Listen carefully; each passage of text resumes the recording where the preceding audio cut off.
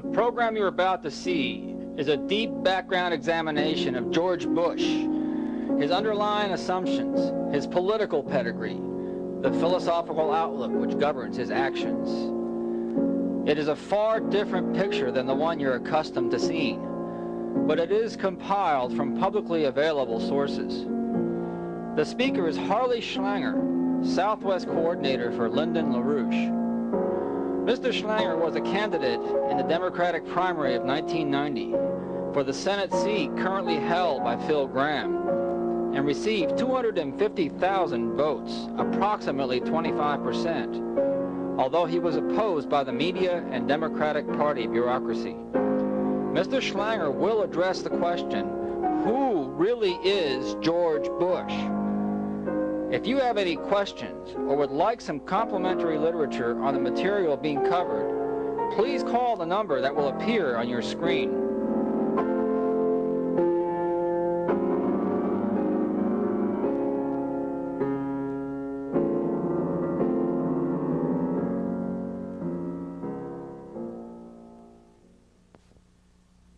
At this moment, George Bush is riding high, sitting tall in the saddle, doing his best imitation of John Wayne.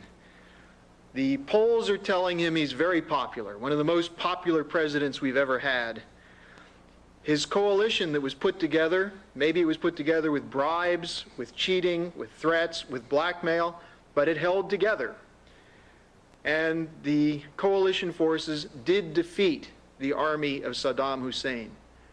And so George Bush is riding high. He may not be the education president that he promised. He may not be the balance the budget president that he promised he would be. He may not be the anti-drug president, but he did prove that he can deploy 500,000 American military personnel with the most advanced weapons in the world, and that those people can smash an army of a nation of 17 million people. And so George Bush is riding high. Lyndon LaRouche made the point several weeks ago that one of the most dangerous possibilities for the United States and for the world would be if George Bush gets a quick victory over Iraq. Now, why is that? Why is that such a threat? What we're going to look at is this question of what happens now.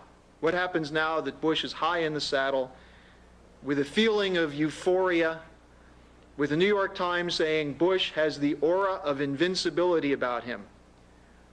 What will Bush do now? What's behind this man, George Bush? And will he deliver with his promise of a new world order? The most important point to understand is that this new world order is not new.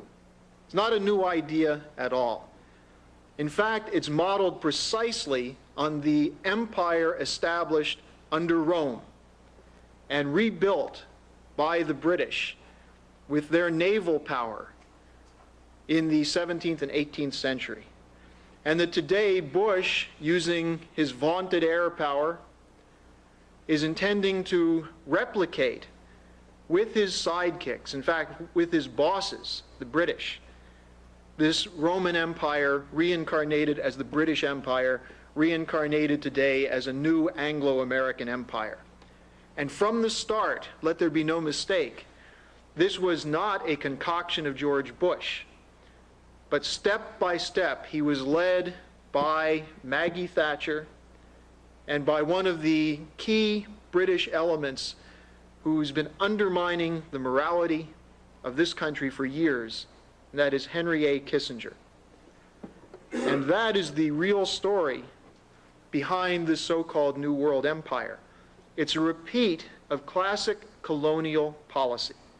Now, what do I mean when I say colonial policy? There are a lot of people who say, well, imperialism, isn't that a communist term or a sociological term? Are you saying that Bush is a new imperialist? And if so, what does that mean?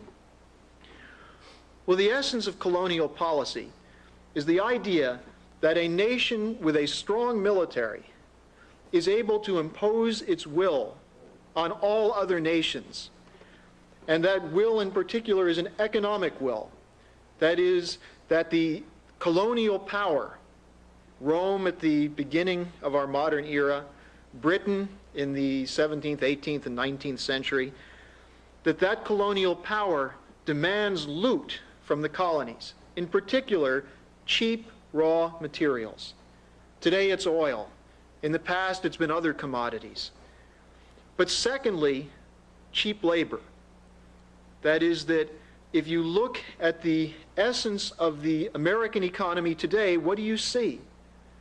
We're an economy becoming increasingly like the British economy, a shattered basket case, with our infrastructure declining, our highway system collapsing, our railroad system collapsing, our air transport system collapsing. Our hospitals and healthcare system are collapsing and are scheduled for increased cuts under this new budget. By the way, you remember President Bush promised no new taxes. And then when he broke that promise, he said, well, we'll bring the budget deficit under control. Well, the budget deficit that he promised last September, which he said would be 200 to 220 billion, will probably be 350 to 400 to possibly $450 billion, more than double the largest deficit ever for the United States. That's why I say George Bush is not the president who's ending the budget deficit.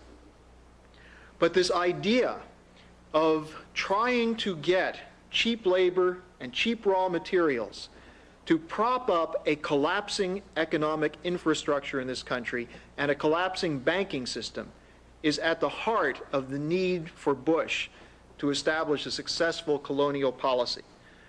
Now, there's another aspect to this, which is defined by the dictatorship of financial institutions, such as the International Monetary Fund and the World Bank, that in addition to squeezing cheap raw materials and cheap labor from the developing sector, from the third world, Bush's policy includes imposing on those nations draconian austerity, which is properly called genocidal austerity.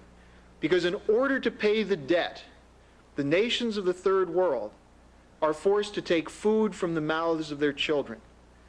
They're forced, as in the case of Brazil today, to allow diseases to spread, insect-borne diseases, because there's not the money made available to them to spray the insects. Or in the case of Iraq today, post-war Iraq, there are reports coming out of Baghdad of the spread of cholera, of the spread of other waterborne diseases, because the water system was destroyed by Bush's bombing. The electrical system of Baghdad was destroyed. It may take a year to provide electric power to parts of the city of Baghdad, unless, of course, they get Houston Lighting and Power involved, in which case it might take 2 to 3 years. Now, this is what we mean when we talk about genocide imposed by international financial institutions such as the International Monetary Fund as part of the new colonial policy. And the final aspect of this neo-colonial policy, which includes the other 3 points, the cheap raw materials, cheap labor, and subservience to these financial institutions, is that there is no national sovereignty allowed under the New World Order. That any leader who stands up for the interests of his people above the interests of the International Monetary Fund or the World Health Organization or one of these groups will be shot down just as quickly as George Bush and his military capabilities can be deployed to destroy that leader. This is the neo-colonial policy of Bush, of Kissinger, and of the Anglo-American financial interests who they represent. Now, the premise that they are operating under for the present period is that they've resolved the East-West crisis, that the Cold War is over. There's no longer a problem with the Russians, and therefore, as Bush has said, as Baker has said, as Kissinger, Brzezinski, all these other geopolitical talking heads that you see on all these talk shows, they've all said we now have a unipolar world. That is only one power, and the Russians have to march to our drumbeat. And since we dominate this world militarily, we might as well prove it. We might as well show it. And so Bush refused to negotiate over this takeover of Kuwait by the Iraqis. He sabotaged every attempt to negotiate. He sent in 500,000 troops. We leveled whole sections of Iraq. We carried out a war that was totally one-sided from the start. And we demonstrated what? We demonstrated that in the New World Order, there is no room for any nation which disagrees with the dictates of the chief colonial powers. And when Gorbachev tried to intervene, tried to make some statements to bring about a ceasefire, he was totally rebuffed, as though the Soviets are no longer a power. When the Pope tried to intervene, he was rebuffed. Bush had no room in his New World Order for an attempt at a peaceful settlement. Now, there have been some warnings released recently about this situation by Lyndon LaRouche from his prison cell in Rochester, Minnesota, where he's kept by George Bush. Lyndon LaRouche is George Bush's political prisoner. But LaRouche has been warning that Bush has made a mistake with this premise. That is, that there's no longer a threat from the Soviets. What LaRouche has said is you cannot overlook the Soviets in this present situation. That in fact, the crisis facing the Soviets is a devastating internal economic crisis, which can't be solved internally. How will the Russians react in this present period? They've asked for credits, they've asked for help. And what Bush has done has been to offer them the International Monetary Fund. Bush has sent a stream of economists who are economists of the sort that worked in running the concentration camps for Nazi Germany. People like Jeffrey Sachs, who's been in Poland, destroying what's left of that country's economy. And what they say to the Russians is, if you're willing to sacrifice and undergo austerity, we might help you out. And what they intend to do is buy up Russian industry cheaply. And the Russians will not accept that. We're already seeing reactions from within Russia, a rejection of that policy. Not simply a rejection of that, but a rejection of the arms control agreements as the Russian military is beginning to reassert themselves. And if you think that the Russian military likes to hear talk of a unipolar world, of a world in which the Russians are no more than a third world power and the US is the only superpower, then you don't understand the mentality of the Russian nationalist. The present alliance running Russia is the KGB, the military, and nationalists. And Gorbachev is, at this point at least, either a captive or a leader of this group. And what they're saying is that all the arms control agreements that were negotiated by Shevardnadze are out the window. They're saying, look at the Gulf. What does this tell you? That we Russians must not give up our offensive military posture. And so within Russia, there's a rumbling of this old Cold War bear threatening its own people in the republics, such as the Baltic republics, Azerbaijan, and elsewhere, threatening the newly liberated states of Europe.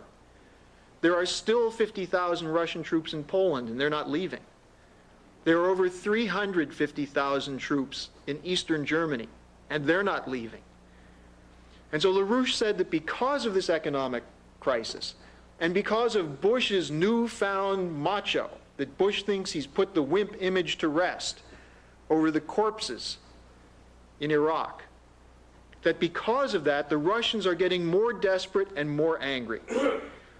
And this danger, there's a new danger of war that stems from this. It's not simply a neo-Cold War or Cold War II, as William Safire called it, but it's a possibility at some point in the next year or two that the Soviets will reassert themselves. And one of LaRouche's warnings is to watch what's going on in the Korean Peninsula, where the military of North Korea, which is a Soviet puppet state, has been on a full-scale alert in recent days. So because of this economic crisis, you have a renewed war danger. It's also the case, as can be proven very easily, that this neo-colonial policy will not solve the U.S. economic crisis. That no matter how cheaply we can get oil from Saudi Arabia, no matter how cheaply we can get steel from Brazil or Guatemala, we are not going to be able to rebuild our roads, our education system, our healthcare system. We're not going to be able to educate our students to the levels necessary. We're not going to be able to reindustrialize based on loot taken from the new colonies in George Bush's New World Order.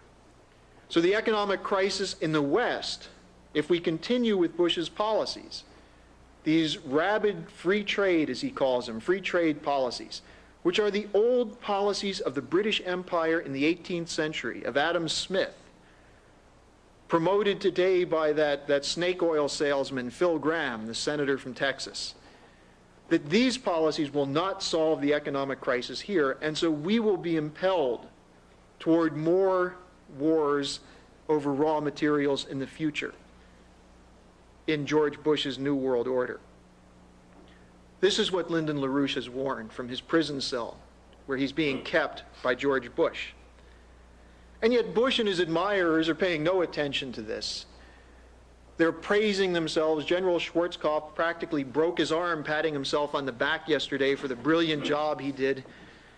He said something like, to use the word brilliant to describe our military operations would be a stupendous understatement. Lyndon LaRouche put it a little bit differently. He said what this military maneuver proved is that a 250-pound sodomist can take advantage of a 6-year-old child. That's what we saw in the Gulf War this week. And yet Bush and his admirers are out there praising themselves and they're happy. One of the spokesmen for this crowd is a man named Sir Peregrine Worsthorne, who is a British lord, knighted recently by the Queen, who's the editor of a publication called the Daily Telegraph, which is one of the most popular, most widely read newspapers in Great Britain. Worsthorne says in his editorials what George Bush and his friends really think. Let me read you a couple selections from recent editorials from this Peregrine Worsthorne, who, by the way, is the illegitimate child of Sir Montague Norman, who was the British representative, the head of the Bank of England, at the time when he was endorsing the takeover in Germany of Adolf Hitler. That's Sir Peregrine's bloodline. So on February 10th, he wrote an editorial headlined, "Bravo for American Power." Now listen to the words, because this is what Bush and his people are really thinking. There is no common interest between the first world, that is the Anglo-Americans, and the third world. We are envied both materially and non-materially, and the third world would dearly love to pull us down. Nothing blocks this aim except Western strength. The aim must be for America to win an overwhelming victory, for Western technology to prove devastatingly superior. And he continues, "It is beginning to look as if Saddam Hussein has given the West a chance once again to establish its unchallengeable preeminence. Not only will our arms have prevailed in a most spectacular fashion, so also will our ideals," said Peregrine Worsthorne. "Nothing is ever forever. Sooner or later, the third world will throw up other challenges. But if the Gulf War ends as it has begun, there can be no doubt who are the masters now, at any rate for another generation. We have the laser beams, and they have not. And the we who matter are not the Germans or the Japanese or the Russians, but the Americans and the British. Happy days are here again." Unquote from Sir Peregrine Worsthorne, the editor of the Daily Telegraph, the Queen's favorite paper, speaking on behalf of George Bush's New World Order. Now here's another editorial from a week later. Same publication, This one's titled, Rely on Fear, Not Love. And for those people who are Arabs, listen particularly to the hostility and the bellicosity aimed by this editorial. The only thing the Arabs, and especially Saddam Hussein, understand is force. Therefore, it will take force to curb the ambitions of Arab nationalism and fundamentalism in general. Nobody should underestimate the pressure that will be placed on America and Britain after the war not to exploit their rights of conquest. In the Middle East, however, Western imperialism is exactly what is needed, as never before. Continuing this editorial of February 16th, it says, the Anglo-Americans have gone back to the brave new post-imperial age.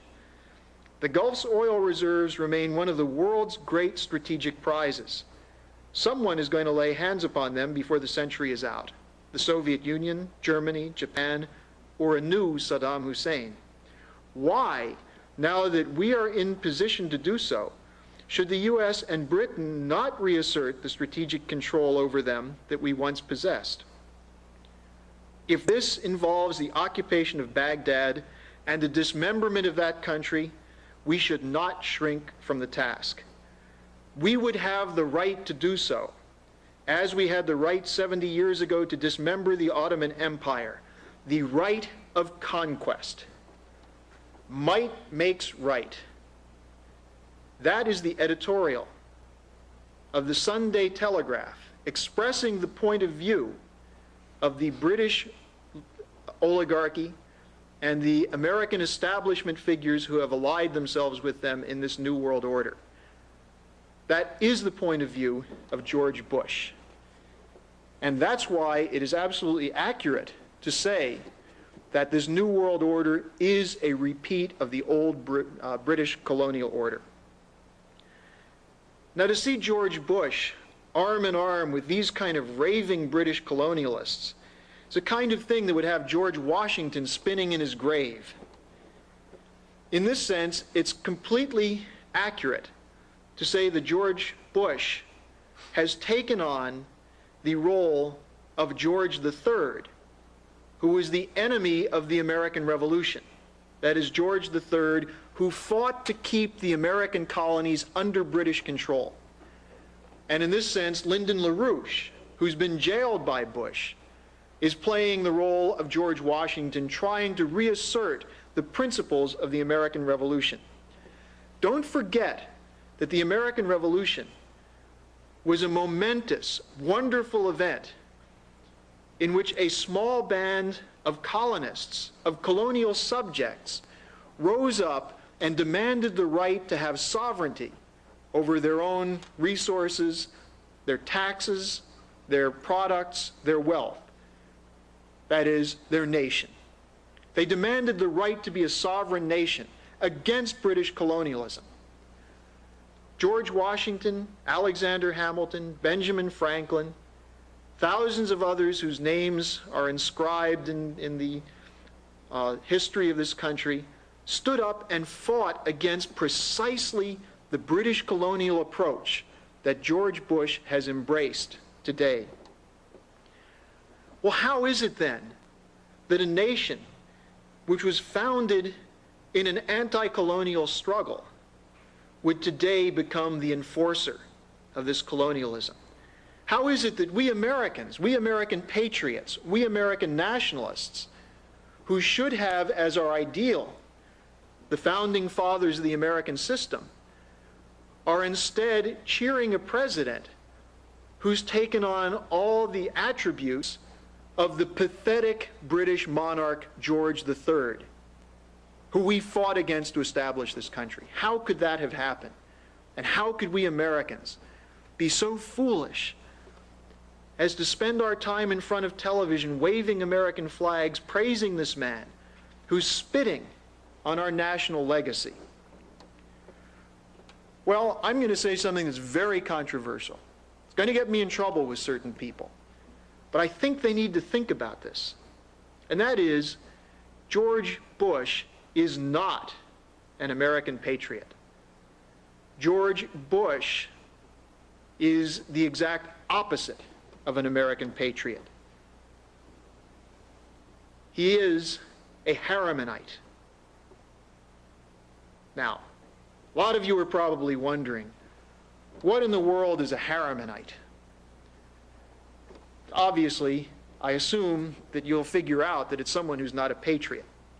But let's take a look at this phenomena, because if you want to understand how we have reversed our historic role as being a beacon of hope to the world, to anti-colonial struggles everywhere, to the point of today being an oppressor, you have to understand how this faction, which is the Anglo-American faction, has usurped the institutions of this country to the point that we have an almost unbroken string of Harrimanites, of British oligarchs, since the assassination of President Kennedy.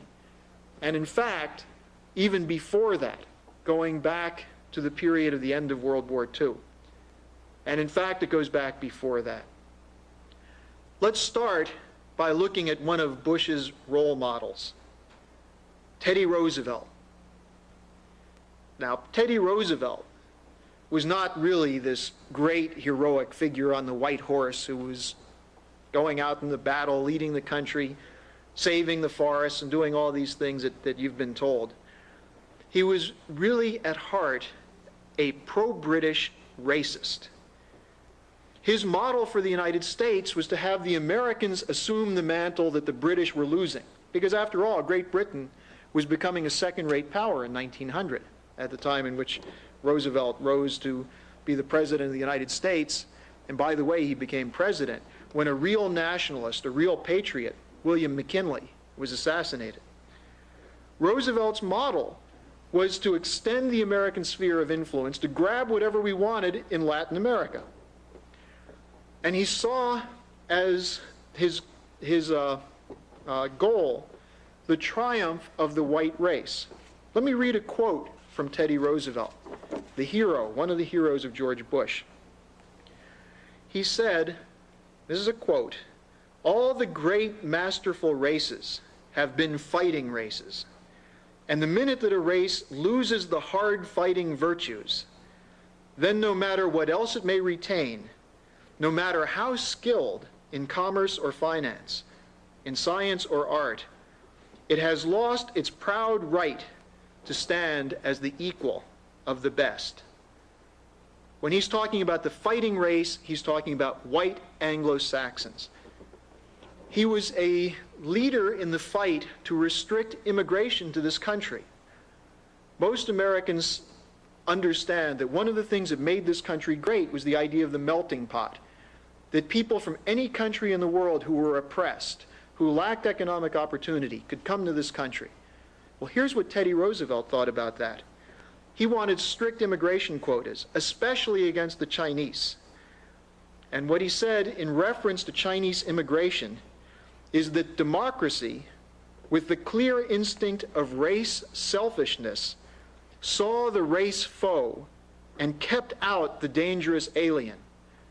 The race foe he's talking about were the Chinese who were coming to this country at the turn of the century. Teddy Roosevelt brought to prominence this point of view of the British or the Anglo-Saxon white racism. And Teddy Roosevelt's portrait proudly hangs behind George Bush's desk. Now, it's not simply Teddy Roosevelt. Teddy Roosevelt represents one side of it. But what is a Harrimanite? Let's get to the heart of the matter. Some of you may know from your history the name Edward H. Harriman. He's not exactly a positive figure. He may be today in the era of Michael Milkins and the junk bond deals and the explosion of debt on Wall Street. But Edward H. Harriman was known in his day as one of the robber barons. He was the man who built Union Pacific Railroad in a very brutal fashion. He was a partner with the old John D. Rockefeller at Standard Oil in setting up the railroad rates to favor the large oil companies. And anyone who got in their way, in typical British free trade fashion, they would crush. Now, he had a son, a very famous son, named Averell Harriman. And Averell Harriman put his stamp on this century. Averell just died a few years ago, but during his career he served in numerous government positions in the financial world, on Wall Street. He was a powerful figure. And around him were other powerful figures who have dominated the policy establishment of this country for most of the 20th century, with some exceptions, some notable exceptions. John Kennedy was not a Harrimanite, and he had to fight them because they tried to take over his administration. Roosevelt was not a Harrimanite, although the first 8 years of his administration was dominated by this crowd. But other than that, the Harrimanites have had their way for most of this century. Now, what did they stand for? First of all, they believed in the unity of the Anglo-American. The Anglo-Americans should dominate. They believed there should be a unity that would be unbroken. In that sense, they were Anglophiles. They loved Britain. Secondly, from the start, they were racists. The Harriman family set up something called the Eugenics Record Office. Now, eugenics is a fancy word for something that is known as race science. And what eugenicists do is try to prove that genetically, blacks are inferior to whites. This is constantly discredited, and yet in periods of crisis, it once again emerges as a so-called scientific study. The Harriman family set up an office in Cold Spring Harbor, New York, to house documents and studies of racists who spent a large amount of money to try and prove that not only are blacks genetically inferior, but Italians, Spanish, Greeks are genetically inferior, the Jews are genetically inferior, that Russians are genetically inferior, and so on. And if you remember the quote I just read from Teddy Roosevelt, the Harriman family was the leading funder of the anti-immigration fight in the period after World War I, the attempt to try and keep people from the rest of the world out of the United States. Now, there's another interesting factor about the Harrimans. That is that they have always believed in the idea of the necessity for a geopolitical deal between the Anglo-Americans on the one hand and Russia on the other. And this is extremely important because this crowd, this Harriman crowd, single-handedly saved Lenin's Bolshevik regime in 1920 and 21 when the Bolsheviks were in danger of losing a civil war and when they were in danger of having starvation wipe out their gains in the revolution. It was Averell Harriman himself who went over and negotiated the trade deals. His negotiating partner, and some of this was Felix Dzerzhinsky, the man who set up the Cheka, which was the predecessor to the KGB, that is the Russian secret intelligence agency, which under Stalin murdered millions of Russians. This was the negotiating partner for Averell Harriman. This agreement with the Russians was run out of an office at 120 Broadway, and there were a number of companies involved in working together to try and keep the Bolsheviks in power. That is, to keep Lenin and then later Stalin in power. One of the firms involved in this was Guarantee Trust Company, the bank of J.P. Morgan on Wall Street. Now, there's another side to this. At the same time they were supporting the Bolsheviks, the Harriman family business enterprises were also financing the Nazis. Now, on the one hand, that shouldn't be too surprising, because Harriman's commitment to eugenics means that he was very sympathetic to Hitler's notion of a master race. And it's not surprising either that the recipient of an award given by the Harriman family in 1932 for genetic research was a man named Ernst Rudin. Ernst Rudin later became Hitler's race minister, and he drafted the laws used to kill the Jews in the concentration camps. A man who was given an award in 1932 by Averell Harriman's mother. Now, it's not just that they were sympathetic on these racial questions. The Harrimans were also involved in a bank called Union Bank. And this bank was owned by a German bank controlled by a famous German industrialist and financier named Fritz Thyssen. And Thyssen was a major contributor to Hitler from 1923 on. That is, the Thyssen interests who owned the bank, whose subsidiary was the Harriman Bank in the United States, was funding Hitler to the tune of millions of marks. After the war, Fritz Thyssen wrote a book, and the title was I Paid Hitler. Other members of the board of Union Bank, besides 3 Thyssen representatives, were Roland Harriman, the younger brother of Averill, and Prescott S. Bush, the father of our President of the United States, George Bush. Now let's investigate the connection between the Harrimans and Bush. That connection, plain and simple, is found in a crypt in New Haven, Connecticut, called the Skull and Bones Society, a secret, oh so secret society, which inducts only 15 or so people every year, the crème de la crème of the Yale University students. Yale, of course, has historically been a blue blood university, which has provided generations of leaders. And the top people who are picked to become the elite in this country are selected to become members of Skull and Bones. Let's just take a look for a moment at the Skull and Bones class of 1917. It's a very interesting year. That year, its members included Prescott S. Bush, Edward Roland Harriman, the younger brother of Averill, a man named Henry Neil Mallon. Now, he's a very interesting character. He was a top advisor to George Bush when George Bush set up his oil companies in Texas. And he was so close to Bush that Bush named his son Neil Mallon Bush, after this Skull and Bonesman, this colleague of his father's. Neil Bush, you may remember, if you think hard, you may remember, was the person who was about to become the poster boy for the S&L crisis. The son of George Bush, who through Silverado Savings and Loan cost the nation about $1.2 billion, which many people forgot about when the Gulf War started. But Neil Bush, Neil Mallon Bush, was named for this partner of the Harrimans, a Skull and Bones class of 17 member. And then there's another one named Knight Woolley. This is an interesting character. He was on the board of Guarantee Bank, which was the Morgan Bank, when they were financing the Bolsheviks in the early 20s. He later became a director of the Federal Reserve Board. All of these 4 people, Prescott Bush, Roland Harriman, Henry Neil Mallon, and Knight Woolley, became directors of a company called W.A. Harriman, which was an investment bank in New York City, which later became Brown Brothers Harriman, very famous private investment bank.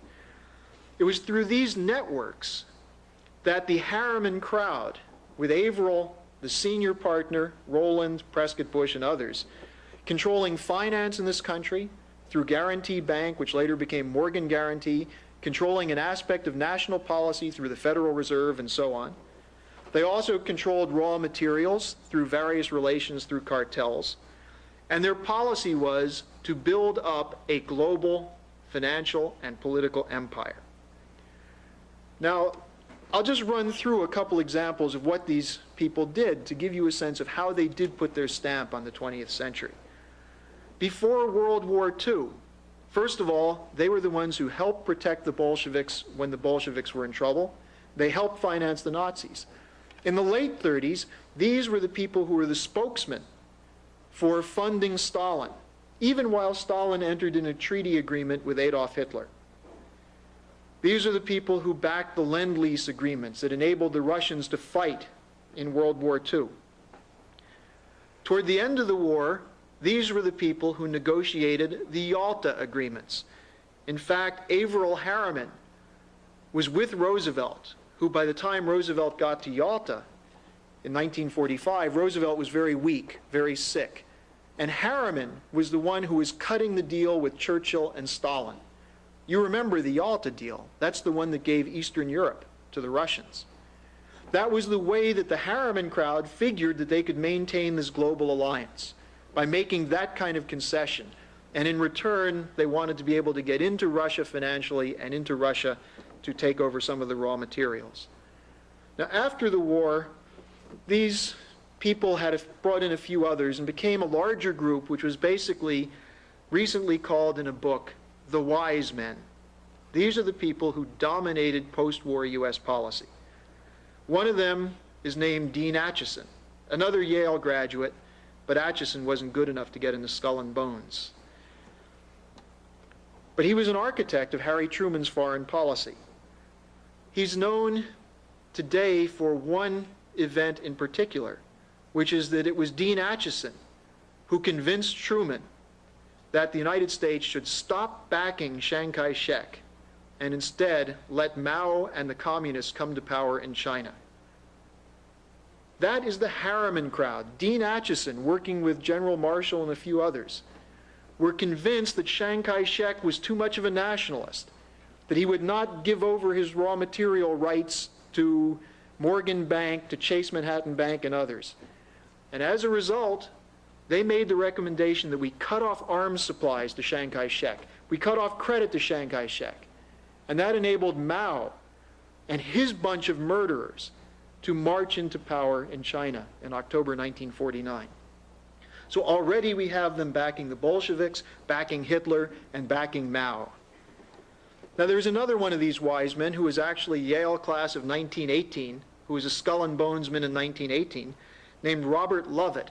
He's not as well known. He should be known for two reasons. First, his family was business partners with the Baker family of James A. Baker III, our Secretary of State. It was his family that came down to Texas to run the Harriman family interest, Union and Pacific Railroad. It was Edgar Lovett from his family who helped found Rice University and was the first president of that university. And Robert Lovett was one of the wise men out of Skull and Bones. Lovett was the Secretary of Defense during the Korean War.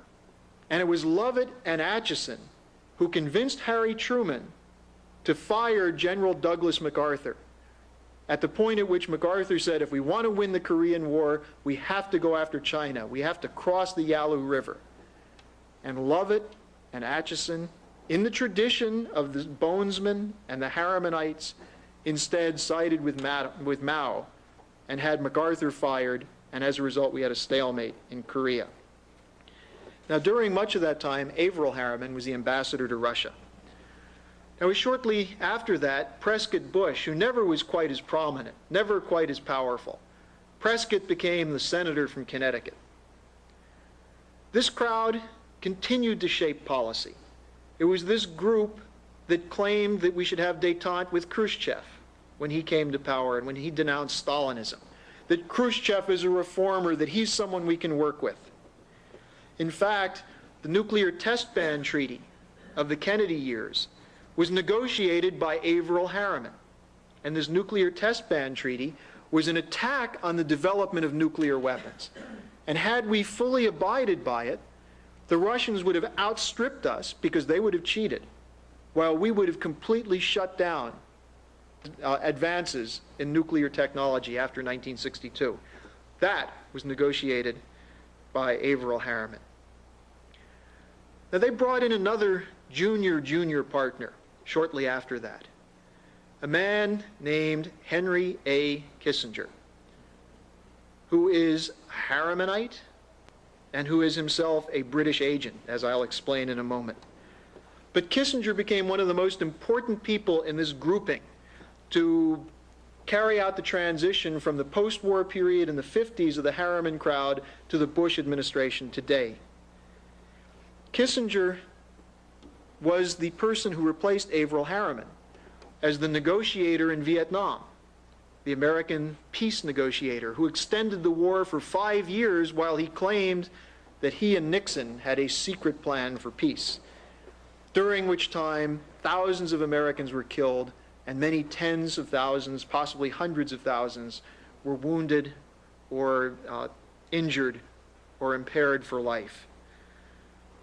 Kissinger brought with him another aspect of this British approach, the idea of the balance of power, the idea that you cannot have morality in foreign policy, what you must have is power politics. Again, the idea might makes right. The idea that underlies the old Roman Empire, the British Empire, and today this new world order of George Bush. That you can't worry about truth or goodness, it's power that counts. And this is a pagan doctrine. It's a doctrine which denies that there's any higher power in earth.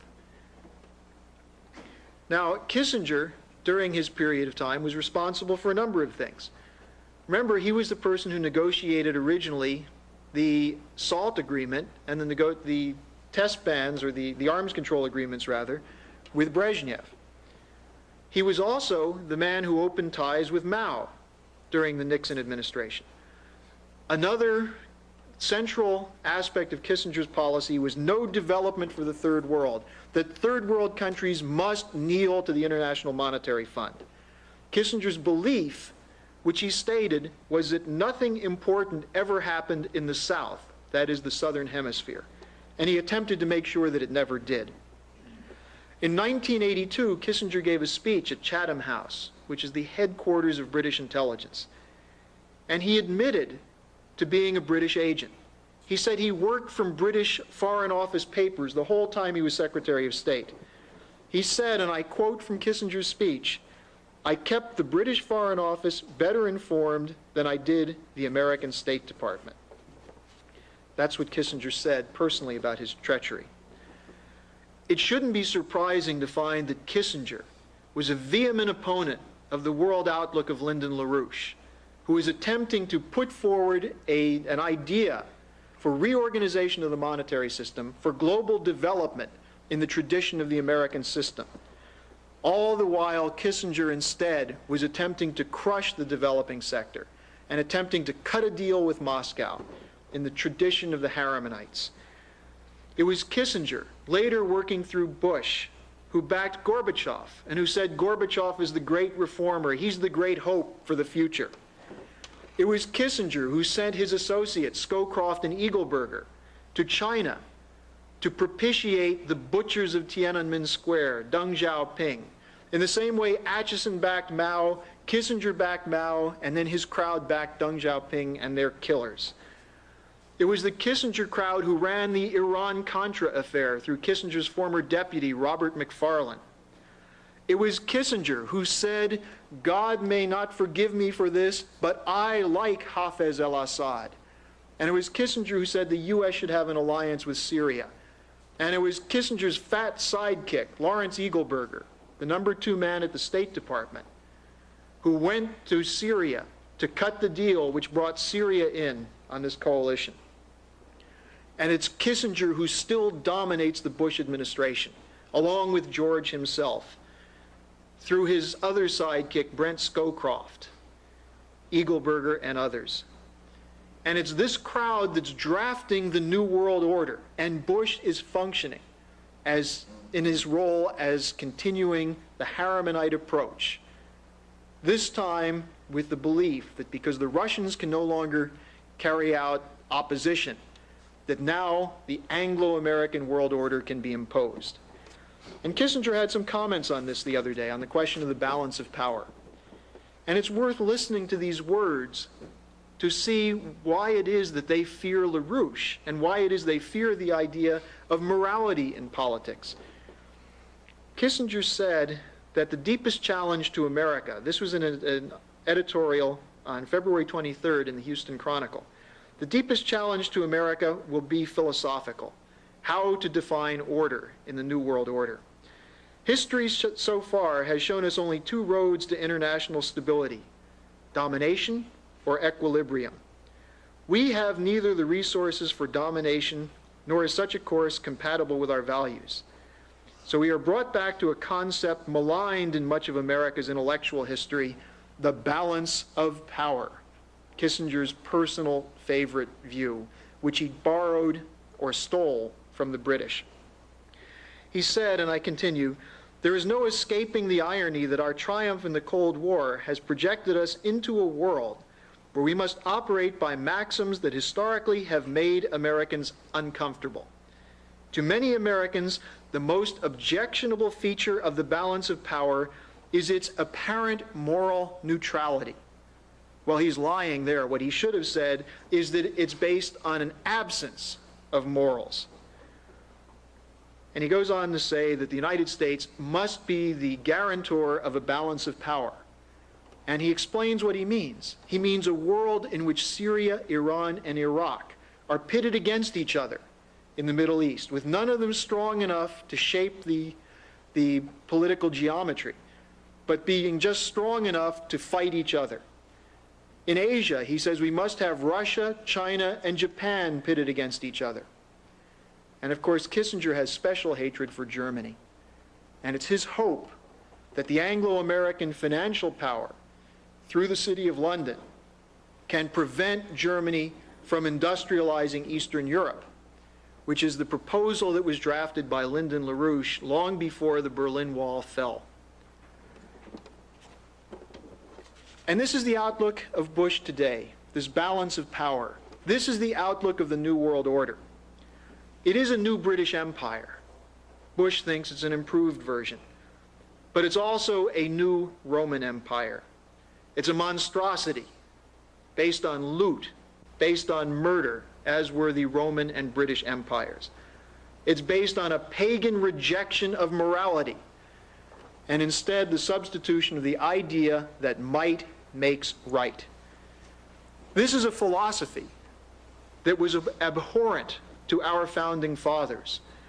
They were willing to give up their lives, their fortunes, to fight against that conception. And yet, many of those today who are cheering Bush see themselves as people continuing this tradition, the true American tradition. I think that they owe it to past generations. They owe it to their families, many of whom were immigrant families, to investigate what I've explained in the course of this presentation. That they owe it to their children and to the posterity, the hopeful future of this country, to discover how it is that Bush represents an alien presence. Alien in the sense that it's a rejection of all that this country has stood for positively. That Bush is a traitor against what this country was created to represent. The New World Order must not be allowed to come into existence. It's a New World Order that's been responsible, or the ideas behind this New World Order have been responsible for the most heinous crimes committed against mankind. As we've seen, the Harrimans themselves, the Harrimanites, helped bring to power and keep in power Lenin and his secret police apparatus, Stalin, the Nazis, Mao, Hafez al-Assad, and these are the people. This is the conception of this New World Order. And that if we're powerful enough, we can make it work. And it's implemented over the bodies of children throughout the developing sector who are only asking for the same birthright that we in America have taken for granted. That is the great tragedy of George Bush, and even more so, the tragedy of the popularity of George Bush. Lyndon LaRouche once said that Bush has a popularity which is a mile wide but a micron deep. We've seen that before. Last summer, his support fell below the 50% mark for a while. Even today, while 85% of the American people are cheering the military victory over Saddam Hussein, only 42%, according to a poll that came out today, support his domestic policies. And it's probably only that high because people have not been investigating what they are. So at this point, we're at a critical moment in American history. Either our country will become an enforcer of a genocidal world order modeled on the British system, which has contempt for those in the developing sector, which has already decided that they will not develop, that they will become breeding grounds of disease and famine and graveyards for the hopes and dreams of the children that live there. Or else the United States can again become the kind of nation that our founding fathers were committed to, the kind of nation represented by the policies of Lyndon LaRouche, the kind of nation that will not tolerate a George Bush or a Henry Kissinger. And I'll leave you with this thought. When Ronald Reagan ran for president in 1976 and again in 1980, he said, "Never again will we allow a Henry Kissinger to control foreign policy." And yet what we've had since 1983 has been the new return of the Harrimanites in the person of Kissinger and in the person of Bush. This is a disgrace, and as Americans, we should not and cannot tolerate it. Thank you.